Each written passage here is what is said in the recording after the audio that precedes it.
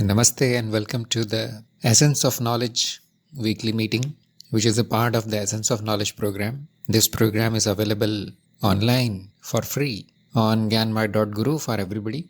In these meetings, I try to answer your questions and we do some jobs related to the program.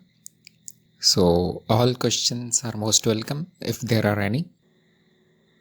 In the last week's meeting, you mentioned there are 12 laws of the illusion. What are these laws about? It is about how the illusion functions at the highest level, fundamental level. So there are 12, probably there are more, and these laws are given in a lot of detail in Tantra Bodhi because it is regarding illusion. But some laws, everybody must have heard about these laws, like the karmic law about which we were talking last time, or the law of cause and effect. And there are more such laws. For example, the law of duality, that for every good thing there will be bad thing, for every positive thing there will be negative thing. Law of balance, law of polarity. And these laws are known by many names. So I have covered them all, and I think there was a series of talks on these laws that is now offline for some reason, and I don't have those files also, audio of that, but it is planned that we'll redo all that again. So we also call them laws of the mind. Sometimes we call it law of the memory. Usually we say that illusion has infinite possibilities. Infinite things can appear. So how come there are laws? Because laws means that some things will not happen. Only these things will happen. So it is necessary to know that both are true, because these laws are simply a subset of infinite laws that can appear.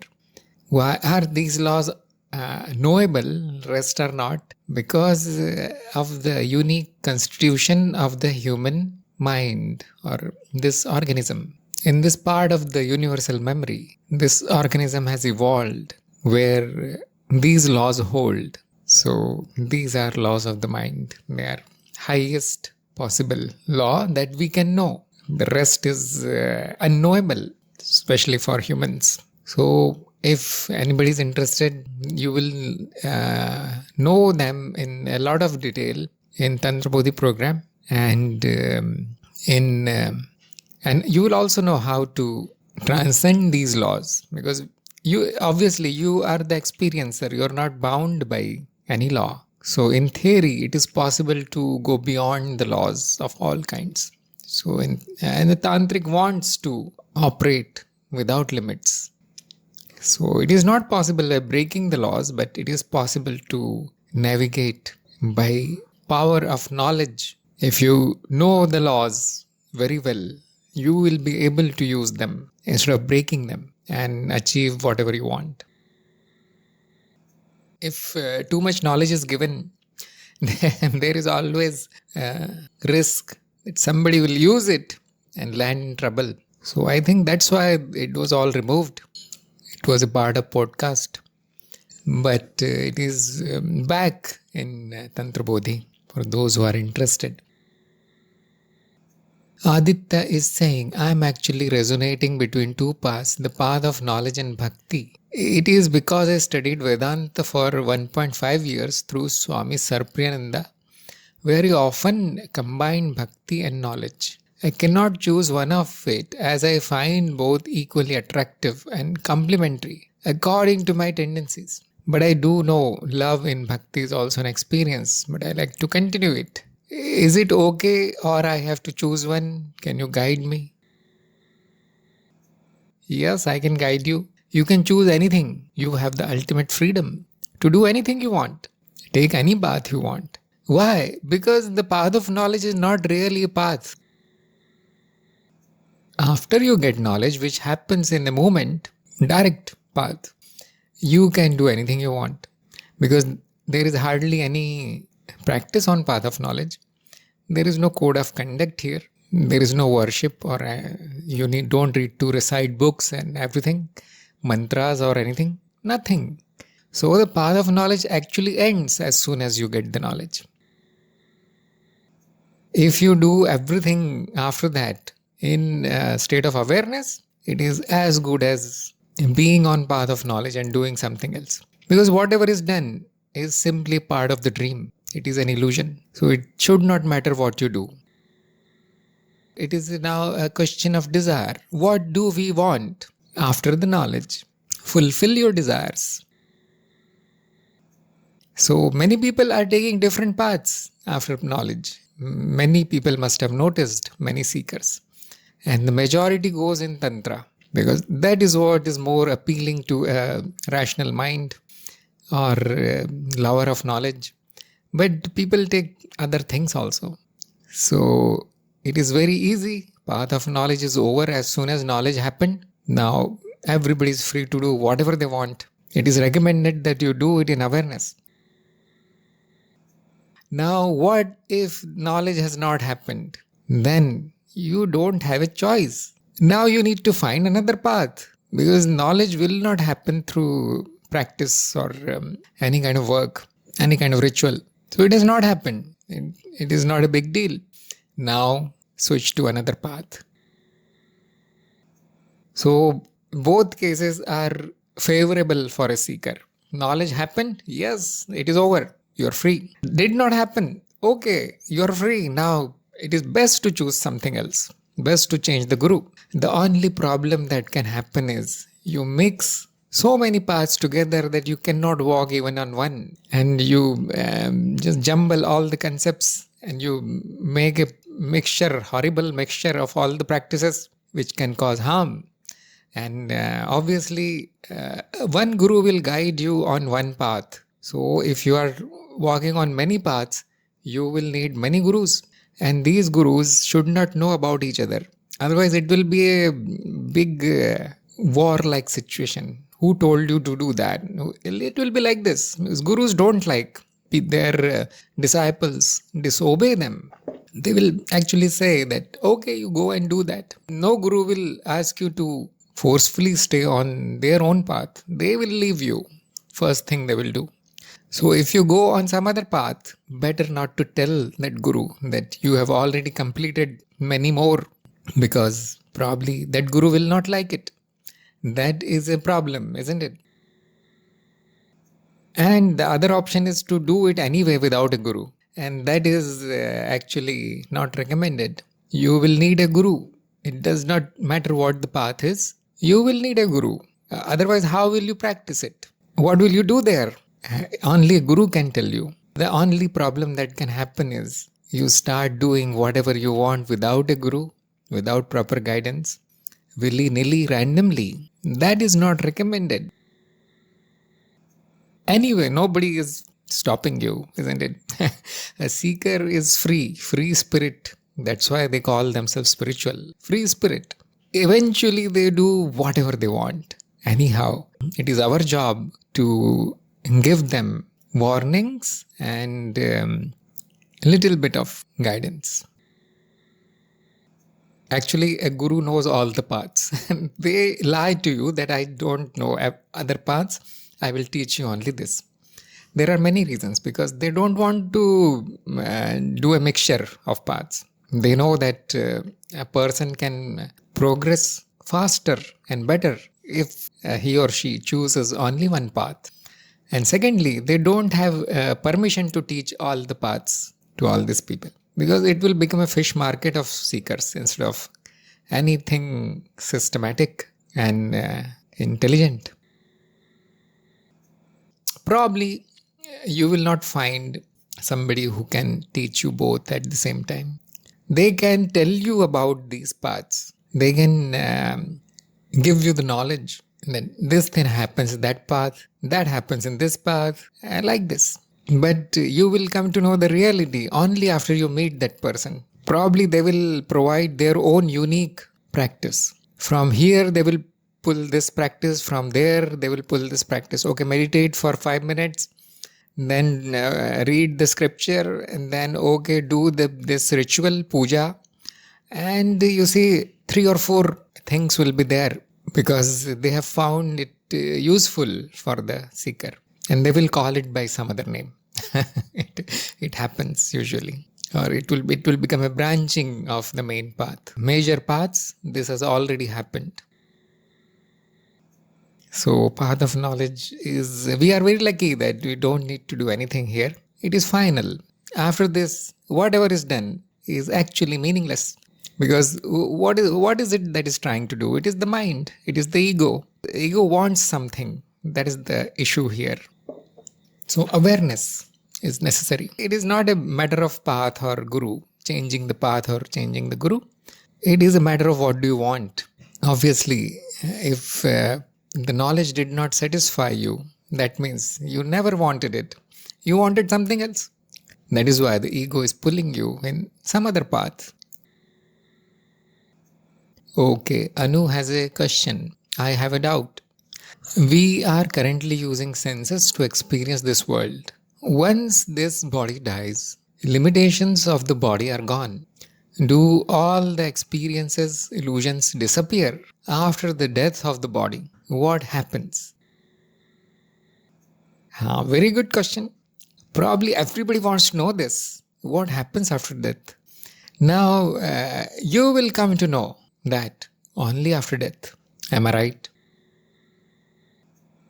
Can we show you that this and this happens after death? No. Because just like every other experience, it is a subjective experience. Is there any experience at all? That will be the most popular question. We don't know. We don't know. Because that event has not happened. So it won't be possible to know what is there. And nobody comes back after dying to tell you what happens. Actually, there are people who came back, but technically they are not dead because they came back. Actually, there are dead people who appear and tell what happened, but it is very controversial. Nobody believes these things. So wait for the actual thing to happen. What can be known right now? That the essence is beyond birth and death. That which you are, essentially, we call it the experiencer. It is beyond birth and death. It is the unchanging aspect of you. So that can be guaranteed that it will remain. However, it is universal, not individual. The experiencer is universal experiencer. So a lot of creatures are appearing and disappearing, but the experiencer is still there because it is existence itself. It is not connected to one person. So that is confirmed right now. That essentially what you are will remain. You can see it. It is there while all the creatures are coming and going. They are experiences. Second thing is you do not have an experience. Only the experiencer has the experience. And it has no knowledge, no ignorance also, no memory, nothing, because it is pure. And it does not actually care whether it is before death or after death. There is no death from the point of view of the experiencer, isn't it? From the point of view of the experiencer, there are changing dreams. Infinite dreams are happening at the same time. It is not even possible for our intellect to grasp it or to describe it or even to imagine it. It is beyond intellect. So you will not have any experience. You mean this creature because it is dead. Even if you are alive, you don't have any experience because this itself is an experience. The creature itself is an experience. Itself is an illusion.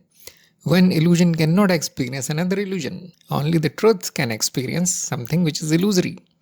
And the truth never dies. It is eternal. Actually, it is timeless. Everything has already happened for it. As I said, we cannot talk about these things. It is beyond intellect. So the experiences do not disappear because it is eternal. Existence remains. The experiencer does not disappear. It is the essence. It is the unchanging essence of the existence.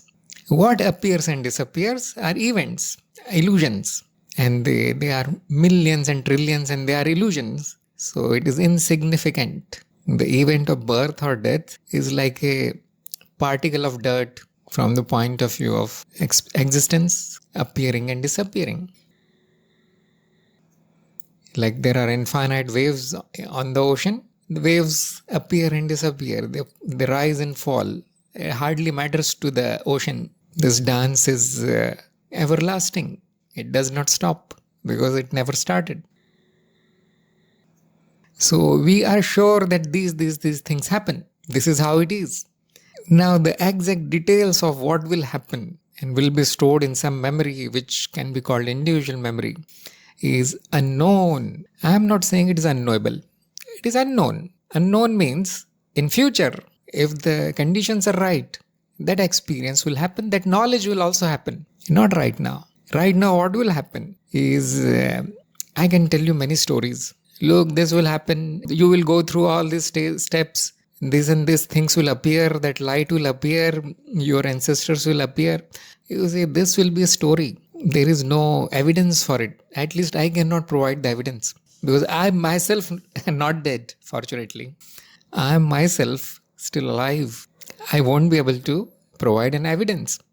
How can we even provide an evidence? Because it is purely subjective. So evidence is direct experience. One's own experience is the evidence. And evidence of what? It is an illusion. So anything can happen. No two stories will match, which is what happens, isn't it? Even if you listen to all the stories of people who claim to know or who say that I came back after death, all their stories are different. There are some common themes in the story. That is because we are all human. We can imagine only limited things. So anyhow, because it is an illusion, anything can appear. This much is surely known. That is certain. Anything can appear. From the point of view of the experiencer, it is not death, it is not birth. It is just endless dream. Dreams after dream. What can appear in a dream? Anything at all. And the only problem that can happen is you form a belief that only this will appear. Only that will happen. Because somebody told me. Somebody telling you is not the evidence. So only superstition and blind beliefs can be formed by the stories. No knowledge. So it is a disappointing from the point of view of path of knowledge. But there are answers in other paths. Like the Tantra path, there are definite answers. In the Tantric paths, there are very advanced practices to die before death. It is possible, you see. Because I am so fascinated by these things, I do not keep them secret. It is all given. Even though we know it is an illusion, some people have dared to study the illusion, including death. They know. And they claim that I can tell you, I can show you, I can teach you how to know all these things. These are called tantrics. So, but the path changes here. There is still no guarantee that whatever will happen will be the ultimate truth. Like this is all that that happens. No, it will be all subjective. And the trick is, and the sure thing is, the certain thing is, that which you want can happen. Notice that I am saying can. I am not saying will. Can. You have the power. That power must be developed. Right now, whatever is possible will happen. Whatever is stored in this memory will manifest. What is stored in the memory? All the impressions. If there are good impressions, obviously the experiences will be good because they are mind created. If the bad impressions are stored, bad experiences. The impressions are called sanskars. They depend on what happened in your lifetime. What kind of experiences you went through in this life while living. They shape the experience that is coming. This much is known. This is also the law. This is called the karmic law. So you will reap the fruits of your karma. This is how people say, gurus will say in one line, but I don't think people understand these things. It simply means that today's experiences shape the coming experiences, even if it is a dream. Because dream means anything random can happen. But fortunately, it is not so random, at least for human beings. So what we know right now with evidence is that today's impressions will determine future experience. Good or bad, fearful or horrible or pleasant, heaven or hell, It is determined by what we do today, what we experience today. That is why the wise people say, don't worry about the death, worry about your life. It is very beautiful, isn't it? Very wise thing to say. Worry about your life, gather the good experiences, gather positivity, gather knowledge, gather some powers, self-control, purification, do the purification, get rid of negativity, get rid of bad people, get rid of bad communities, countries, relationships. You don't want that. Right now also you don't want that. But the important thing is they will shape your future, not only after death. Some people will say, you will be reborn, there will be rebirth. That memory comes back as another body mind. So whatever happens after rebirth is also determined by whatever happens today. That is magical, isn't it? We know this much. That is a miracle that we know this much. It is verifiable. You can find the evidence in your everyday life that something bad happens today.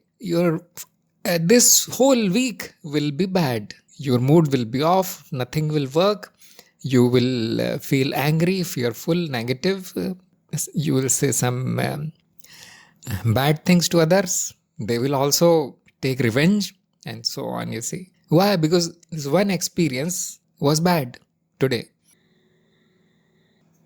Or if something good happens, suppose you are successful in something, your confidence goes up, then you do something more, then you achieve something more, and everybody praises you, you get prizes, you get money, you get name and fame, and you get a woman. If you are a man, if you are a woman, you get many men. This is the rule, this is the karmic law. So evidence is there that the dream is being shaped by whatever we are experiencing right now. And it is possible to change that experience. That power we have. Keep dropping which you don't want. Accept which you want. This is a process of purification also only. That is what we are doing, isn't it? How will you know what to drop? How will you know what to choose? Knowledge is necessary. Who will give you knowledge? Only a guru can tell you. Nobody else knows these things. Where do you get the knowledge? Path of knowledge. After that, everything is easy. Once you know how to drive the car, you can drive it. If you don't have the knowledge of the car, even the most expensive car is worthless, just junk. So everything starts with knowledge. So fortunately, you are here, you are starting. Get the knowledge. That is my recommendation to everybody. Do not deviate from the path. This is last opportunity. After that, we don't know. This dream will take you anywhere. This is a river of dream. It does not stop. This is the event of grace that you came to path of knowledge. The spirituality starts here and actually it ends here also. Because path of knowledge says that it is an illusion. It is not me. I don't take birth. I don't die. So whatever happens after these illusory events is not of any value. For everybody, the experience will be different. Nothing can be predicted. This is what the path of knowledge will say. So that can end the questions. It ends the questions. Now, for some very specific reason, a seeker will want to know anyway. They will want to study the illusion. It is possible. It is possible to get a limited knowledge while being human. That is miracle. So we have done that also. That is why there is Tantra Bodhi, isn't it? Tantra Bodhi is for these people who are somewhat crazy. They want to know all these things.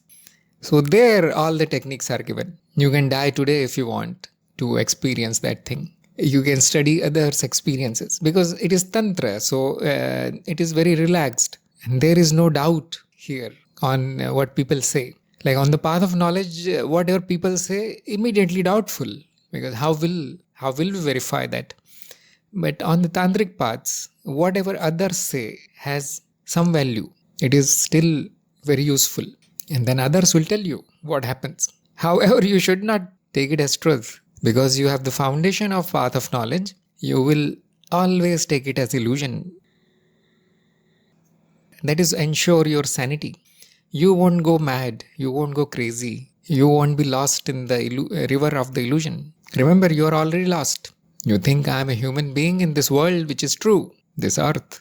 It is a craziness of some kind, isn't it?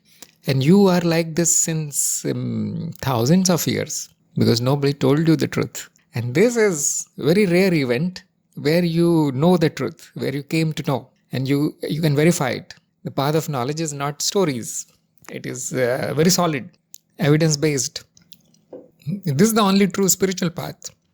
Rest is play in the illusion. It is not bad because a curious person wants to know all these things. However, it is good if your foundation is solid. Otherwise, you will be lost again. There are many kinds of deaths. Which one you want to know? Now, this is a new thing, isn't it? Only people on path of knowledge know all these things. Nobody else. There are many kinds of deaths.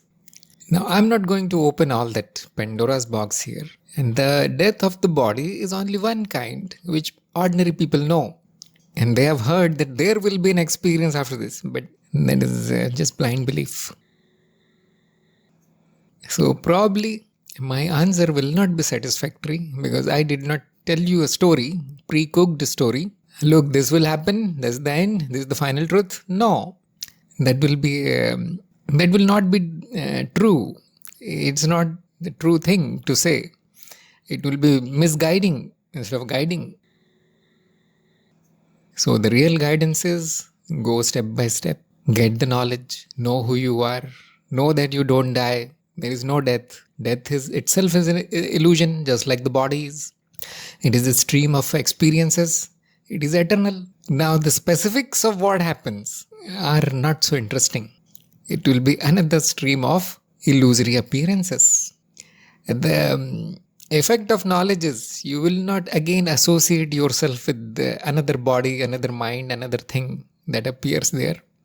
Or you will not say that whatever is appearing is true. And that is called liberation, isn't it?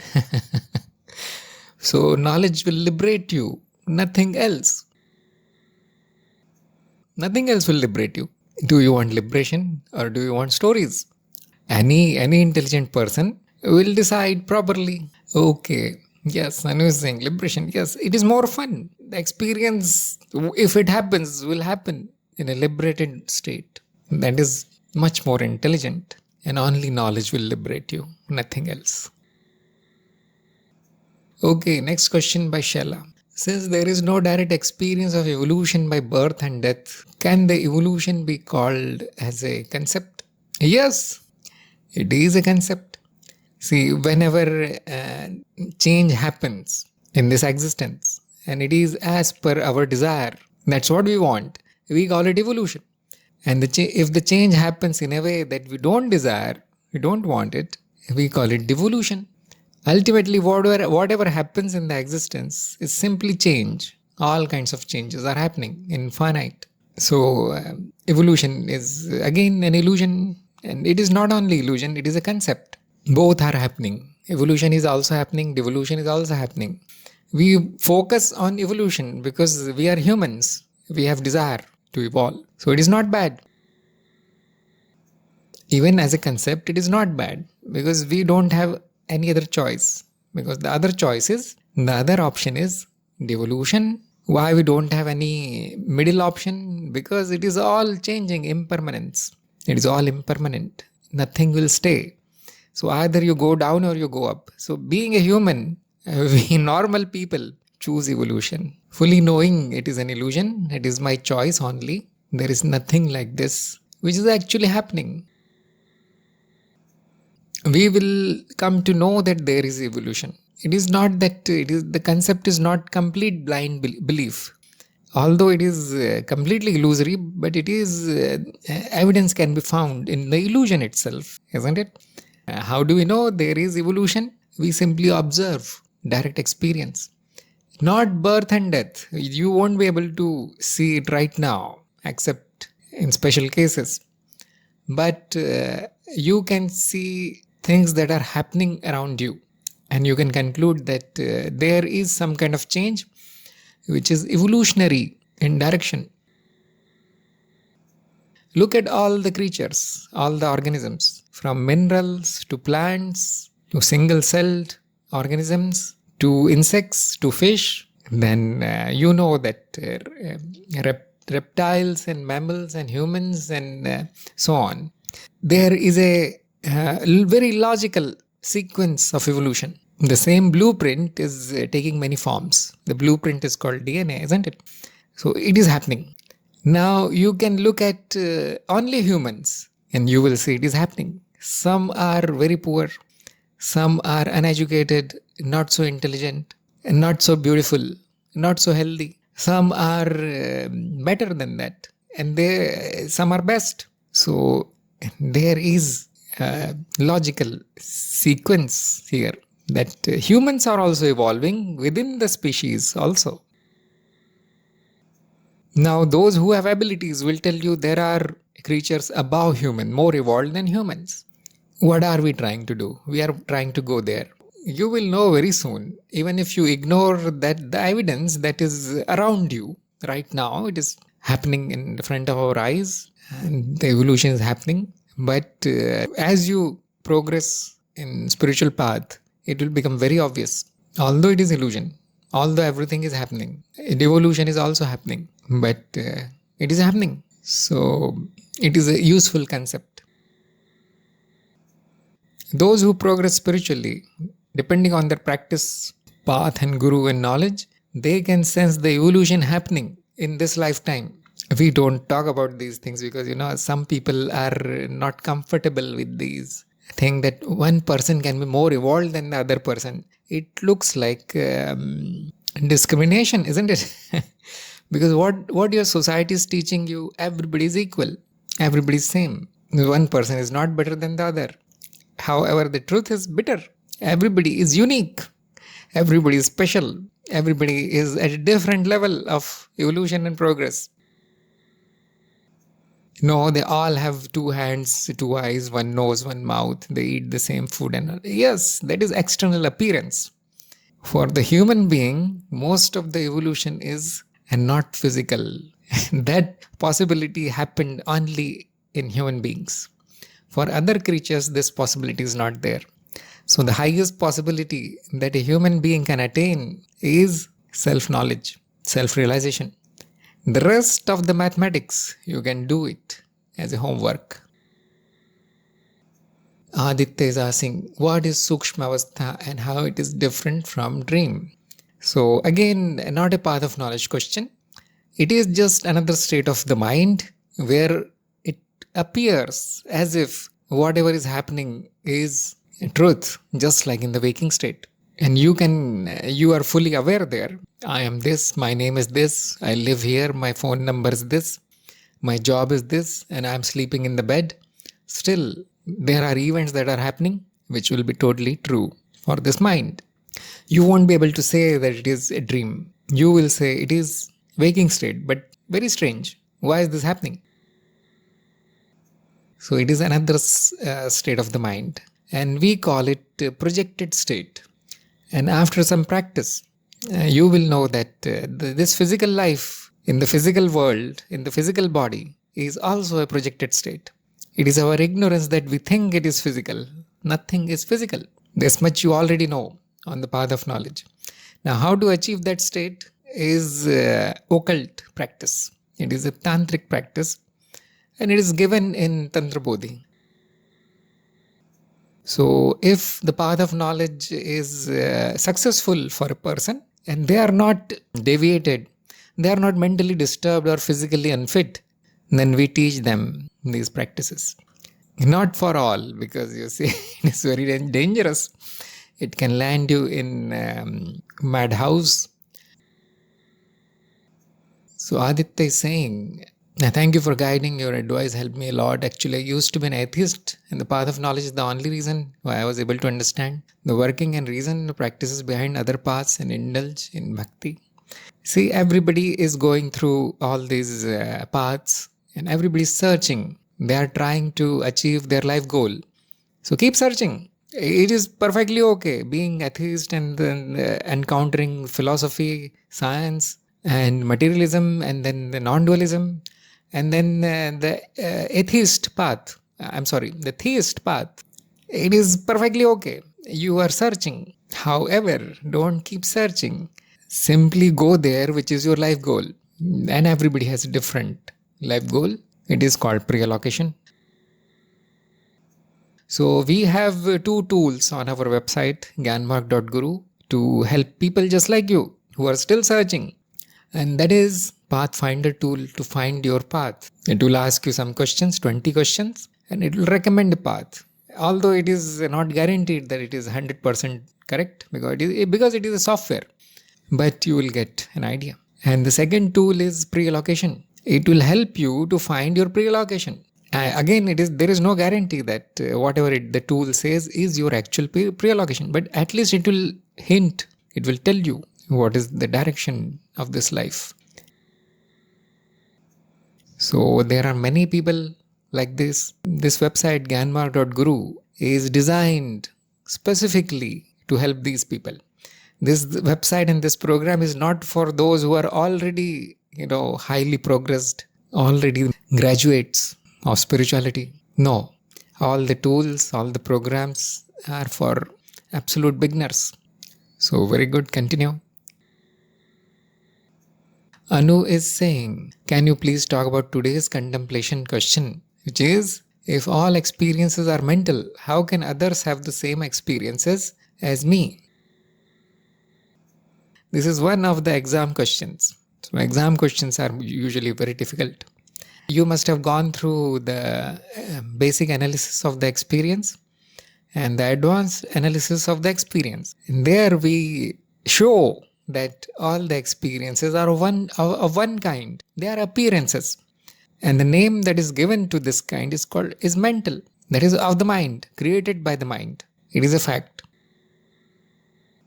You can verify it right now that whatever you are experiencing is your own subjective personal experience. Whatever I am experiencing is my own. What happens if both are in the same room and they are looking at one object? Still, I will look at my own object, you will look at your own object. I will not come to know what you are experiencing, and you will not come to know what I am experiencing. Remember, here we use a loose language, not very strict language, because ultimately the experiencer is experiencing. So in more accurate words, we can say, I will not know what you know, and you will not know what I know about the object. So how can there be objects at all if everybody is having their own dream? It is a puzzle, isn't it? And it is the place of birth of materialism or objectivism, which says that objects are truth. So objects are true, actually. They really exist. It is very difficult to believe, but there is such philosophy. So what happens is we are not having same experiences, but sometimes the experiences match. We can agree about some experience. We can only have agreement about what you are experiencing and what I am experiencing. If there is an agreement, we say that we are experiencing same thing. Otherwise, the experiences are actually mental. But is there a thing? Is the object there? That is a question, isn't it? If there is an agreement between two people, let us say they are in the same room and there is a chair there. Let us say wooden chair. One person will say, I am seeing a wooden chair. It is made up of wood. It is like this. Shape is like that. The other person will say, yes, I am also seeing a chair. It is of wood. It is of this color. Exactly. However, both are seeing different things, different views. But there is an agreement. So the object is projected in the world. This is the technical language. That object is now projected in the world, although it is in the mind. Because of the agreement, the illusion of it being outside happens. Now we call these experiences as experience of the world or the objects. Your houses, your chairs, your bodies and skies and mountains and rivers, people agree about them. So that becomes world. Why does that happen? Why is there an agreement at all? It is clear that they are mental. The experiences are in the mind. The chair is in the mind. What is out there is unknowable, isn't it? It's unknowable. There can be agreement about it, but nobody will see it. That much is clear. But why is there an agreement? For that, you need to climb one layer above our normal waking state, layers of the mind. The individual mind, where this knowledge is happening, that this is a chair, this is this color, this is that color, is a part of a bigger memory called the universal memory or the universal mind. Actually, there are many layers, but we'll simplify here. So that whatever that is, which is being identified as a chair, is actually part of the universal memory. It is also in the mind, yes. But it is part of the universal memory, not of the individual memory. And these two individuals, they happen to be in the same area of the universal memory. Now that looks like too much science fiction or spiritual fiction, isn't it? It all looks like made up. But that is what is found. You see, reality is stranger than fiction. The objective world or the objects are simply a part of the memory which is common to the individual memories. Let us say there is some food, a tomato. Now, there will be agreement about the tomato. Yes, it is round, it is red, and it is like this. Even there will be agreement about smell and taste. But one person will say, I don't like it. It tastes very bad. The other person will say, I like it. I eat it every day. Disagreement. Now, there is tomato, yes, but the experience of it has changed somewhat. At some point, some layer, the experience do not match. Now that will be classified as subjective. I'll say, okay, I like it, you don't like it, perfectly okay. Let's eat something else. But there was disagreement. Why? Because now the likes and dislikes are stored in the individual memory, not in the universal. It is amusing, but it is very difficult to understand. So we drop down into the illusion. That's what we do, isn't it? Always. We drop because this is not practical. This type of talk or this type of concept. Remember, it is all concept science only, science of the mind. It is not practical. So what we do, we drop down in the illusion and we take it as truth. It is called the relative truth. That yes, there is really a chair. There is really a tomato. Even if there is a disagreement, no problem. Because our nervous systems are same, eyes are same, even the individual memory and preferences are same. So the agreement can happen. So it becomes possible to treat it as true, and that is called the relative truth or transactional truth. And we somehow live our lives instead of going into this very complicated matter of memories. It is not complicated. It looks complicated because if somebody is new to this kind of theory, remember it is theory. There's nothing true there. Those who want to know, for them, the path is open. They can study the mind. We have a layered structure of the mind, and it is again treated in Tantra Bodhi in detail. But publicly, there are videos that are available about the layered structure of the mind, where this mystery is solved of why do we have common experiences, same experience, although it is not same, but there is agreement. It is called consensus, and the world which is produced by projection of consensus is called the consensus reality. It is not physical reality. It is not objective reality. It is consensus reality. This is all spiritual point of view. So no materialist will agree with this. No ordinary person will agree with this or understand this.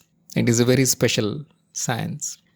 So it is available in our series on vibronics. Probably in every satsang, this topic of vibronics comes up.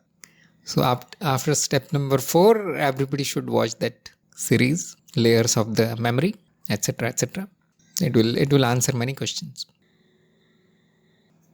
Okay, Anu is saying, so are you saying no two people can have the same experience? And this is a trick question. Yes.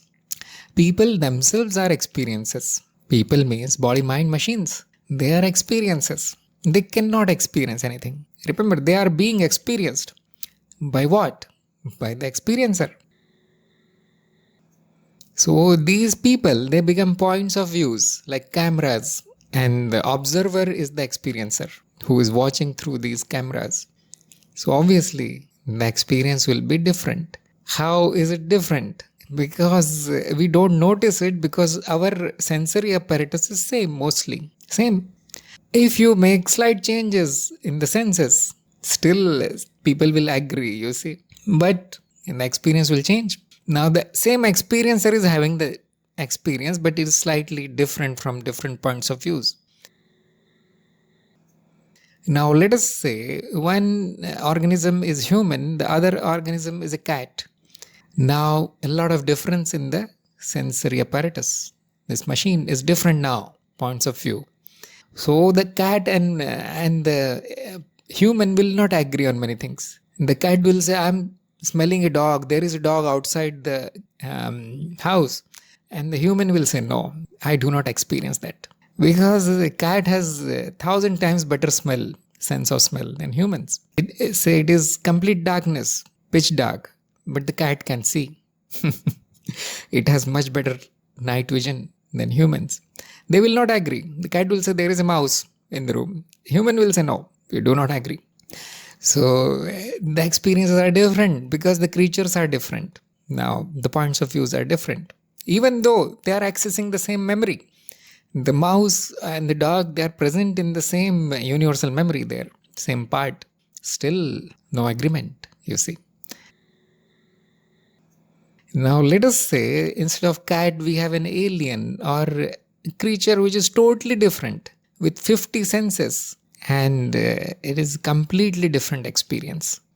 Now there won't be even 1% agreement. They are living in two different worlds now, we say.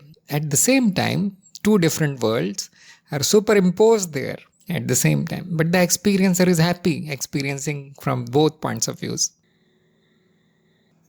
Now let us take a human being and a non-physical being which has non-physical senses. Now we cannot even imagine the experience there, and we say the worlds are different now. Although everything is right here, right now, same time, these completely different universes are being experienced. So gradually you can make changes in the nervous system and senses and the impressions, because impressions also govern what we experience, what is experienced. Our past impressions, they dictate what are we experiencing. So it is completely possible to demonstrate that objective reality is because of similarities of the senses. Another thing, you see, another thing to notice. So a plant or a tree is also experiencing, but they have totally different senses. Probably they experience sunlight, hot and cold, water or no water, like this. But they are here. However, they will never agree with what humans are experiencing. So even in this world, there will be instances of non-objective reality, non-consensus reality. Now, what is being experienced is potential. It is not really present. It comes into being only after experience. Depending on the machine, the body-mind machine, the sensory apparatus, number of senses, impressions, local memory, so on. There are many factors. A world is projected. Isn't that amazing?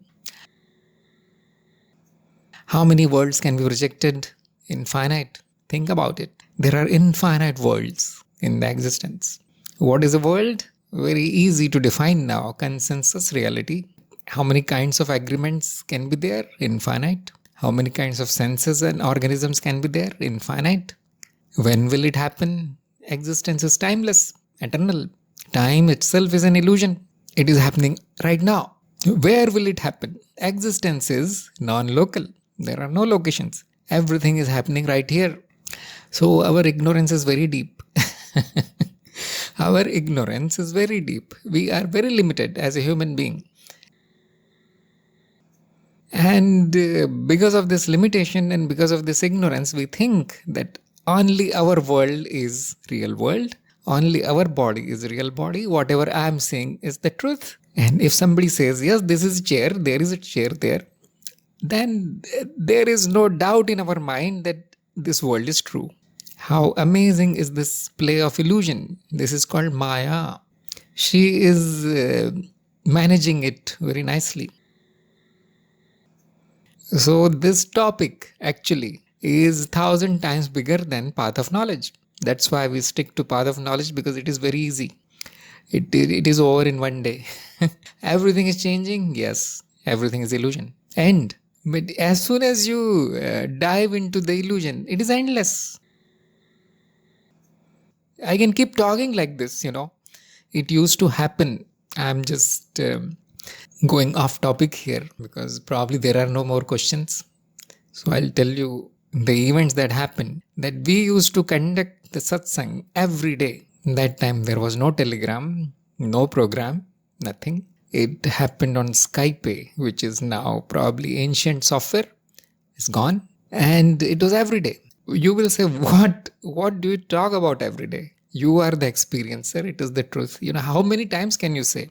Fact is that there was so much to talk about, and mostly about the illusion. Because about the truth, you can say only one or two sentences, that I am the truth and it will never change, and existence is the truth. You see, it is non-dual, and so on. A few things only. The truth is very simple. The illusion is very complex. It is endless. So we can talk about it endlessly.